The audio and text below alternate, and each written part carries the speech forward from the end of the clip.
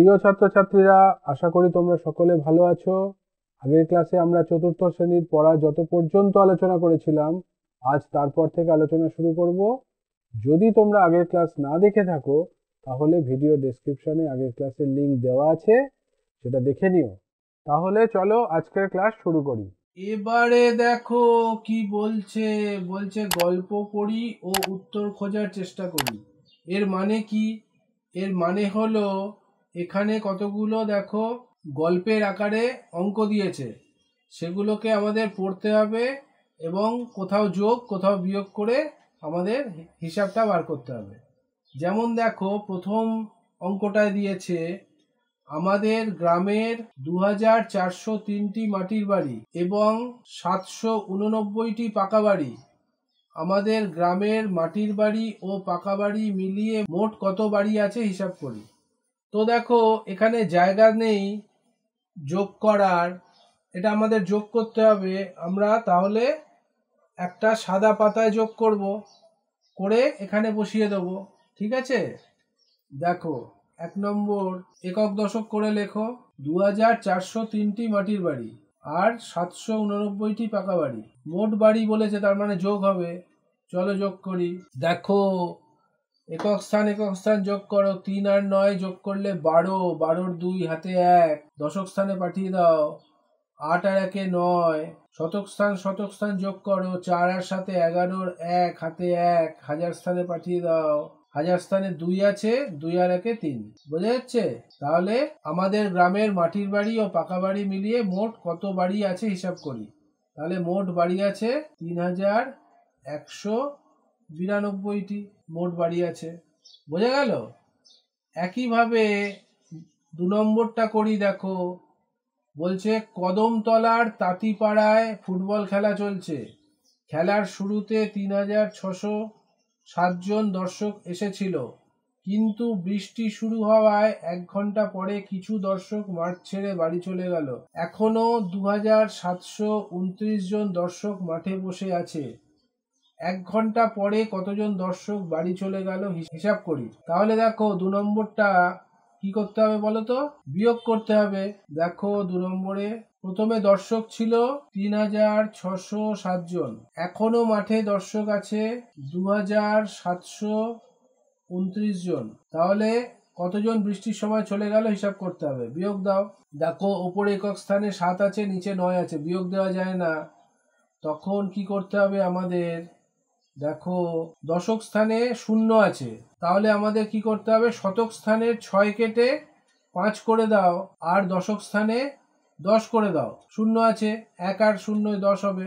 কিন্তু আবার একক স্থানেও 1 পাঠাতে হবে, তখন এই 10টাকে কেটেও 9 করে দাও দশক স্থানে, আর একক স্থানে 1 পাঠিয়ে দাও, 17 হয়ে যাবে। বোঝা গেল?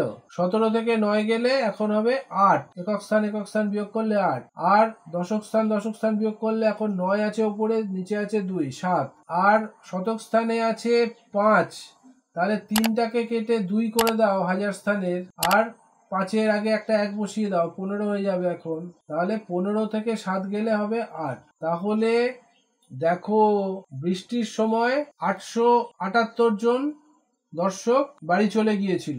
878। বোঝা গেল? 2 আর 2 কেটে যাবে হাজারের ঘরে কিছু থাকবে না। ঠিক আছে? তাহলে এখন 878 জন দর্শক ওই বৃষ্টির সময় বাড়ি চলে গিয়েছিল। 1 ঘন্টা পরে কতজন দর্শক বাড়ি চলে গিয়েছিল? 878 জন। বোঝা গেল? এরপরে দেখো 3 নম্বরটায় কি বলছে?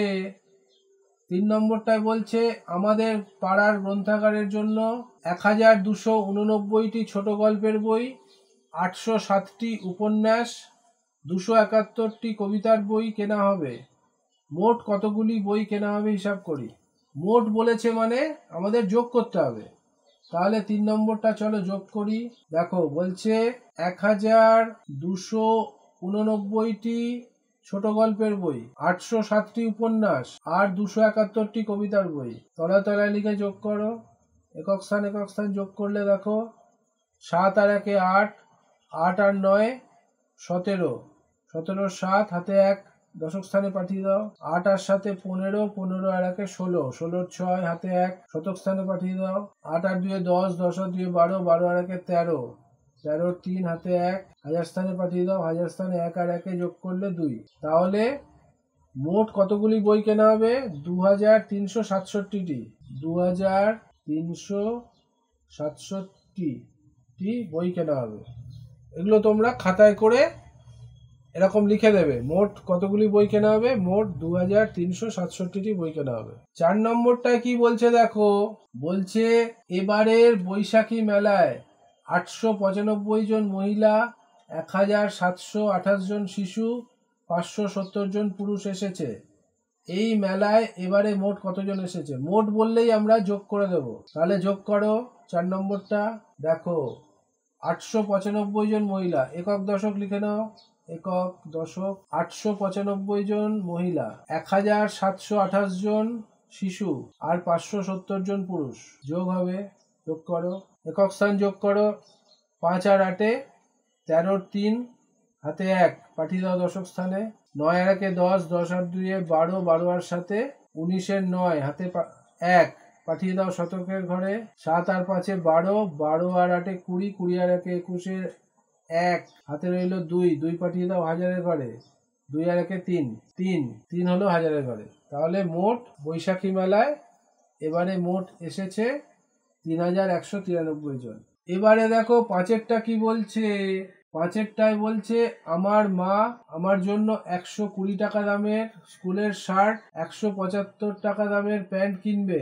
বাবা মাকে 1000 টাকার একটি নোট দিলেন। মা বাবাকে কত টাকা ফেরত দেবে হিসাব করি। তাহলে প্রথমে আমরা হিসাব করব শার্ট আর প্যান্টের মোট দাম কত। শার্টের দাম 120 টাকা, প্যান্টের দাম 175 টাকা। এই দুটো যোগ করো। যোগ করে পেলাম 0 আর 5 5, 7 আর 2 9, 1 আর 1 2, 295 টাকার শার্ট আর প্যান্ট কিনতে হবে। বাবা দিয়েছেন 1000 টাকা। তাহলে এখন এটা বিয়োগ করতে হবে। 1000 টাকা থেকে 295 টাকা বিয়োগ করতে হবে। দেখো ওপরে সব শূন্য আছে, নিচে সংখ্যা আছে, বিয়োগ করা যায় না। তাহলে প্রথমে হাজারের ঘরে 1টাকে কেটে 0 করে দাও, পাশের ঘরে 1 পাঠিয়ে দাও, তাহলে শতকের ঘরে হয়ে যাবে 10। শতকের ঘরে 10টাকে কেটে 9 করে দাও, তার পাশের ঘরে পাঠিয়ে দাও 1, মানে হয়ে যাবে 10। সেই 10টাকেও কেটে 9 করে দাও, পাশের ঘরে 1 পাঠিয়ে দাও, মানে এককের ঘরে এখন হয়ে গেল 10। 10-এর থেকে 5 বিয়োগ গেলে হবে 5, ঠিক আছে। তারপরে দশকের ঘরে এখন 9 আছে, 9 থেকে 9 গেলে হবে 0, আর শতকের ঘরে উপরে 9 আছে আর নিচে 2 আছে, তাহলে 9 থেকে 2 গেলে হবে 7। তাহলে মা বাবাকে ফেরত দেবে 705 টাকা। লিখে দাও, ঠিক আছে। দেখো 6টা কি বলছে, আজ শিশু দিবস। আমাদের স্কুলের বড়দি প্রত্যেক শিশুকে লজেন্স ও বিস্কুট খাওয়াবেন। দিদি দোকান থেকে 670 টাকার বিস্কুট এবং 775 টাকার লজেন্স কিনবেন। দিদির কাছে 1000 টাকা আছে, আর কত টাকা লাগবে হিসাব করি। আগের অঙ্কটার মতন প্রথমে লজেন্সের টাকা আর বিস্কুটের টাকা যোগ করো। দেখো 670 টাকার বিস্কুট আর 775 টাকার লজেন্স যোগ করো। যোগ করে দেখছি 0 আর 5 5, 7 আর 7 14, 4 হাতে 1 শতকের ঘরে পাঠিয়ে দাও। 6 এর সাথে 13, 13 আর 1 14। তাহলে দেখছি বিস্কুট আর লজেন্স কিনতে 1445 টাকা লাগবে, কিন্তু দিদির কাছে 1000 টাকা আছে, আর কত টাকা লাগবে। এখন এটা থেকেই আমরা 1000 বিয়োগ দিয়ে দিতে পারি, আলাদা করে লিখতে হবে না। বিয়োগ 1000। দেখো বিয়োগ দেওয়াটা, নিচে 0 আছে ওপরে সংখ্যা আছে, বিয়োগটা খুব সোজা হয়ে যাবে। 5-এর থেকে একক স্থান 0 বিয়োগ দিলে 5, দশক স্থান 4-এর থেকে 0 বিয়োগ দিলে 4, শতক স্থান 4-এর থেকে 0 বিয়োগ দিলে 4, আর হাজার স্থানে 1 আর 1 আছে, ওটা কেটে যাবে। তাহলে 445 টাকা আরো লাগবে। তাহলে আমরা বলতে পারি আর কত টাকা লাগবে লজেন্স আর বিস্কুট কিনতে, 445 টাকা। এবারে দেখো 7-এর অঙ্কটা কি বলছে। হাওড়া স্টেশন থেকে পাঁশকুড়া লোকাল ছাড়লো, খুব ভিড় হয়েছে, 872 জন যাত্রী ট্রেনে আছে। সাঁতরাগাছি থেকে 127 জন যাত্রী নেমে গেল, কিন্তু বাগনান স্টেশনে আরো 321 জন যাত্রী উঠলো। এখন ট্রেনে মোট কত যাত্রী আছে হিসেব করি। প্রথমে দেখো পাঁশকুড়া লোকালে কত লোক ছিল সেটা লেখো, 872। সাঁতরাগাছিতে 127 জন নেমে গেল, প্রথমে তাহলে বিয়োগ হবে 127, 127 বিয়োগ করে দাও। দেখো ওপরে 2 আছে নিচে 7, বিয়োগ করা যায় না, তাহলে 7 কেটে 6 করে দাও আর পাশে 1 পাঠিয়ে দাও, মানে 12 হয়ে যাবে এখন। তাহলে 12 থেকে 7 বিয়োগ করলে 5, আর ওপরে দশক স্থানে 6 আছে নিচে 2 আছে, 6 থেকে 2 গেলে 4, শতক স্থানে এখন ওপরে 8 আছে আর নিচে 1 আছে, তাহলে বিয়োগ করলে হবে 7। তাহলে সাঁতরাগাছিতে 127 জন নেমে যাওয়ার পরে 745 জন যাত্রী আছে, কিন্তু বাগনান স্টেশনে আরো 321 জন যাত্রী উঠলো, তাহলে এটা যোগ হবে 321, যোগ করে দাও। দেখো 5 আর 1 6, একক স্থানে, দশক স্থানে 4 আর 2 6, আর শতক স্থানে 7 আর 3 10। তাহলে বলছে যে এখন ট্রেনে মোট কত যাত্রী আছে হিসাব করি। 1066 জন যাত্রী আছে, 1066 জন যাত্রী আছে, ঠিক আছে। এরপরে 8এরটা কি বলছে দেখো, 8এরটা বলছে আনোয়ারা বিবি পানের বরজ থেকে 2800টি পান পাতা তুলেছেন। তিনি 97টি পান পাতা সুভাষকে ও 120টি পান পাতা মীরাকে দিলেন। আনোয়ারা বিবি মোট কতগুলি পান পাতা দুজনকে দিলেন ও এখনো কতগুলি পান পাতা তার কাছে পড়ে রইল হিসাব করি। তাহলে দেখো সুভাষকে আর মীরাকে যা দিয়েছে সেটা আগে যোগ করে নিই আমরা। দেখো সুভাষকে দিয়েছেন 97টি আর মীরাকে দিয়েছেন 120টি, যোগ করো। 7 আর 0 7, 9 আর 2 11, 1 হাতে 1, শতক স্থানে পাঠিয়ে দাও, 1 আর 1 2। তাহলে দেখো আনোয়ারা বিবি মোট কতগুলি পান পাতা দুজনকে দিলেন, 217টি পান পাতা দুজনকে দিলেন, এটা একটা উত্তর। আর এখনো কতগুলি পান পাতা তার কাছে পড়ে আছে, তাহলে তার কাছে মোট পান পাতা ছিল কতগুলি, 2800। 2800 থেকে আমাদের বিয়োগ দিতে হবে 217, কারণ 217 উনি দিয়ে দিয়েছেন, 217 দিয়ে দিয়েছেন, তাহলে 217 বিয়োগ দিতে হবে 2800 থেকে, ঠিক আছে।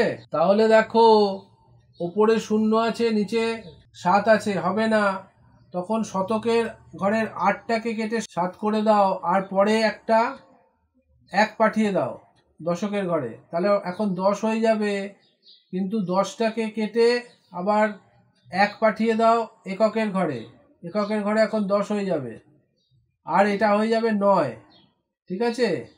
তাহলে এককের ঘরে 10 থেকে 7 গেলে 3, দশকের ঘরে এখন 9 আছে, 9 থেকে 1 গেলে 8, আর হচ্ছে শতকের ঘরে এখন 7 আছে, 7 থেকে 2 গেলে 5, আর হাজারের ঘরে 2 আছে, তাহলে 2 বসিয়ে দাও।